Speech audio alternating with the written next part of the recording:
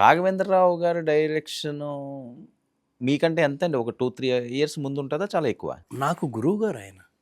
రాఘవేంద్రరావు గారి దగ్గర నేను 10 ఇయర్స్ అసిస్టెంట్గా పనిచేశాను. కోదండరామిరెడ్డి గారు?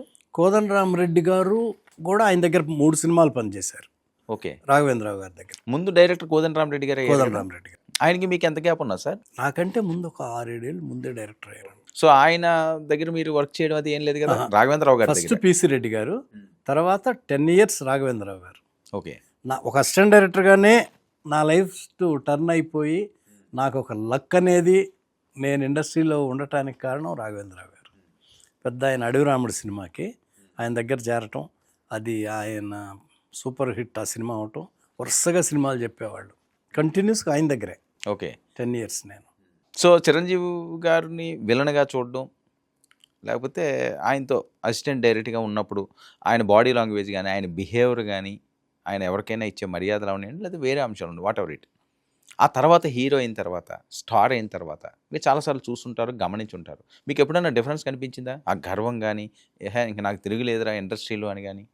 అది ఎప్పుడూ లేదు ఆయనలో. ఆయనే చెప్తారుగా, ఒక సినిమా సూపర్ హిట్ అయిన తర్వాత పెద్ద 100 days ఫంక్షన్ చేస్తే ఆ 100 days ఫంక్షన్లో పెద్ద ఫంక్షన్లు చేసేవాళ్ళు. అవును. వచ్చిన ఆడియన్స్ వాళ్ళని చూసి ఆ రోజు రాత్రి ఫంక్షన్ అయిన తర్వాత వెళ్తే మంచం మీద పడుకునేవాడిని కాదు నేను. నాకు ఎక్కడ ఇదవుందని నేల మీదే పడుకునేవాడిని నేను. అంత పాజిటివ్గా ఆలోచించే మంచి మనిషి చిరంజీవి గారు. ఆయనే చెప్తారు, స్టేజ్ మీద చెప్పారు, ఆ రోజు చాప్ మీద పడుకున్నాను. సో ఇన్ని క్వాలిటీస్ లేకపోతే ఈ స్టేజ్ ఉండదు కదా సార్ ఇండస్ట్రీలోని? ఏదో గర్వం అనేది లేదు.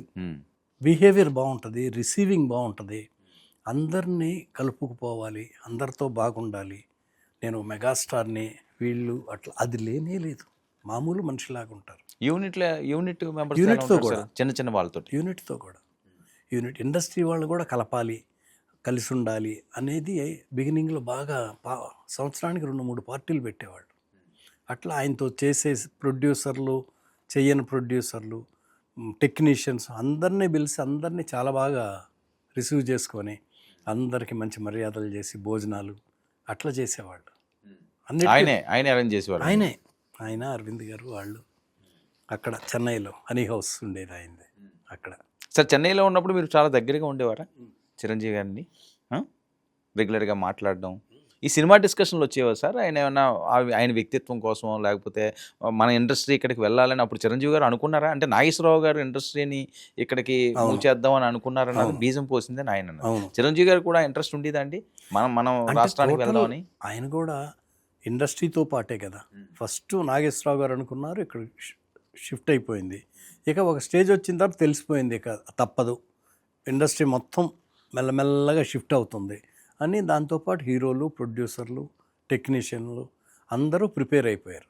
అట్లాగే మెగాస్టార్ గారు. సో ఆ పంచువాలిటీ అప్పుడు అలాగే ఉందండి. అంటే ఇప్పుడు చిరంజీవి గారిని ఎవరిని కదిపినా సరే ఆయన టైం అంటే అక్కడికి వచ్చి మేకప్తో కూర్చుంటారు. నువ్వు షార్ట్ తీసుకోపో, మాకు అవసరం లేదు అంటారు. అప్పుడు అలాగే ఉండేవారా?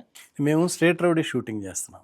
స్టేట్ రౌడీ అంటే 88 సుబ్రహ్మరెడ్డి గారు గారు స్టేట్ రౌడీ షూటింగ్ చేస్తుంటే నెక్స్ట్ డే ప్రోగ్రామ్ అడిగితే 7 o'clock అన్నాం.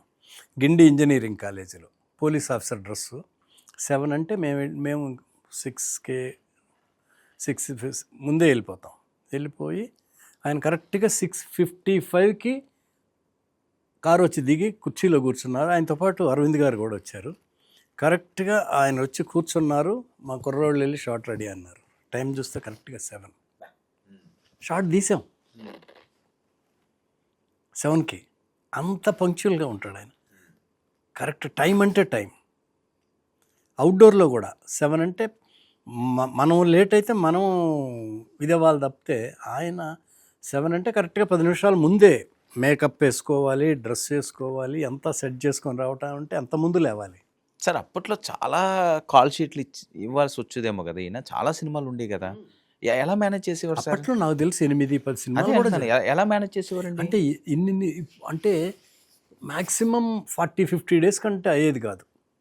యాక్షను, ఫైట్లు, సాంగులు అన్నీ ఉన్నా కానీ త్వరగానే అయిపోయాయి. అంటే ఒక డే కాల్ షీట్ అంటే అప్పట్లో చిరంజీవి గారు ఎన్ని అవర్స్ ఇచ్చేవారు? 7 అంటే 7కి వచ్చేవాళ్ళు. 6కి మామూలుగా.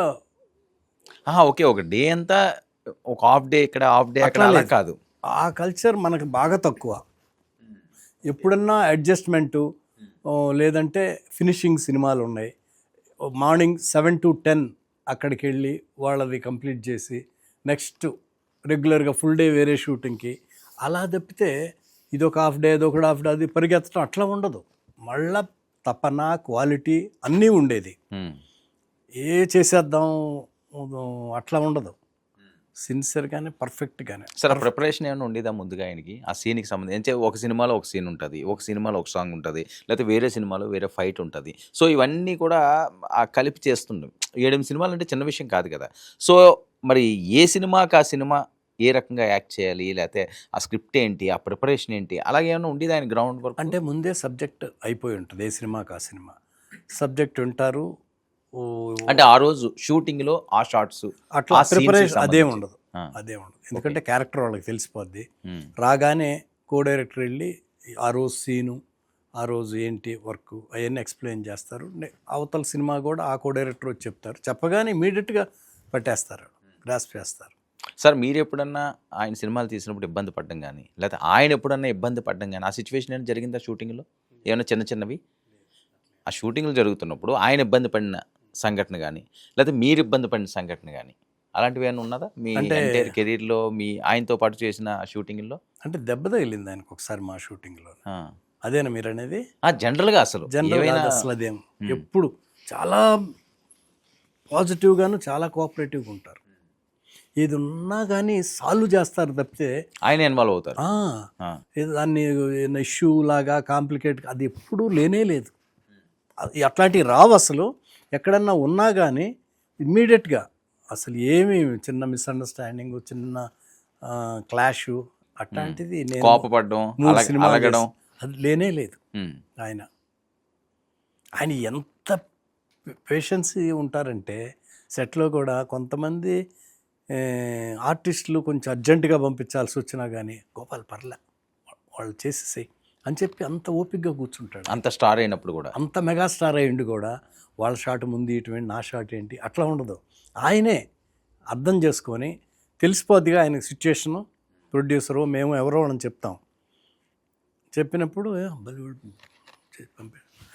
తర్వాత ఆయన షాట్లే తీయాలి, నన్ను కూర్చోబెట్టకూడదు ఆ మెంటాలిటీ లేనే లేదు ఆయనకి.